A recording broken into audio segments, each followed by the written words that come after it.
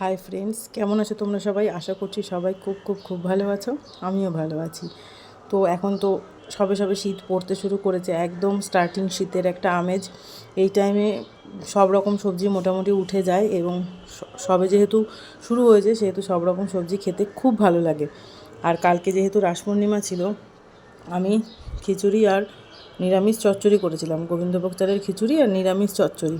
তো ভাবলাম নিরামিষ চচ্চড়িটা কীভাবে বানালাম চলো তোমাদের সাথে শেয়ার করি।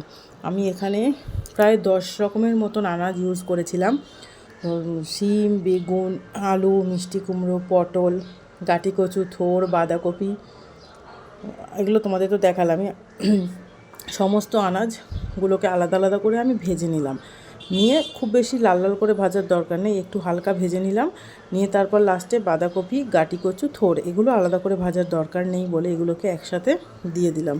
বরবটিটাও তাই দিয়ে হালকা নাড়াচাড়া করে একটু ভাজা ভাজা করে তারপর যেই সবজিগুলো আগে থেকে ভেজে রেখেছিলাম সেগুলো দিয়ে দিলাম। এতক্ষণ কিন্তু আমি এর মধ্যে কোনো নুন বা হলুদ আমি ইউজ করিনি। এই মুহূর্তে আমি এটার মধ্যে নুন এবং হলুদ ইউজ করলাম, কারণ আগে বারবার নুন হলুদ দিলে না প্রত্যেকটা আলাদা আলাদা আনাজের মধ্যে তাতে নুন বেশি হয়ে যাওয়ার চান্স থাকে, সেই জন্য সেইটা আমি করিনি। আমি একবারে সমস্তটার মধ্যে নুন এবং হলুদ দিয়ে দিলাম, দিয়ে ভালো করে নাড়াচাড়া করে এটাকে ঢাকা দিয়ে দেবো।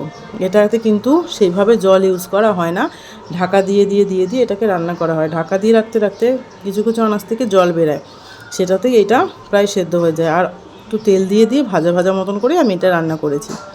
তারপরে ঢাকা তুলে যখন দেখলাম একটু প্রায় হাফ সেদ্ধ টাইপের হয়ে এসছে, তখন তার মধ্যে টমেটোটা দিয়ে দিলাম, দিয়ে আবার ঢাকা দিয়ে দিলাম।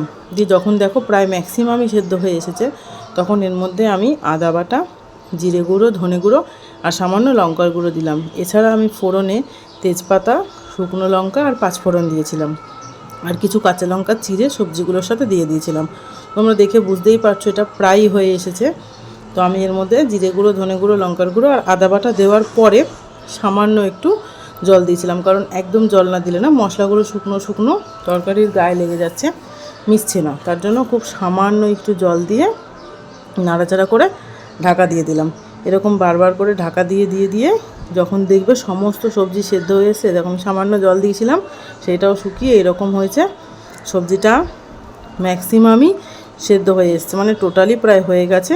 তখন আমি আমাদের একটা ঘরে বানানো মশলা, যার মধ্যে জিরে, ধনে আর তেজপাতা ভেজে গুঁড়ো করা, এই ভাজা মশলাটা এর মধ্যে দিয়ে দিলাম। দিয়ে আবার নাড়াচাড়া করলাম, করে একটু মিষ্টি দিয়ে দিলাম স্বাদ অনুযায়ী।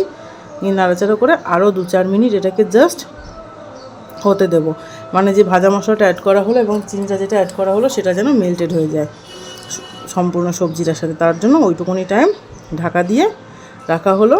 তারপরে হয়ে গেল, একদম রেডি হয়ে গেল আমাদের চচ্চড়ি। তোমরা বানিয়ে খেয়ে জানিও কিন্তু কেমন হলো।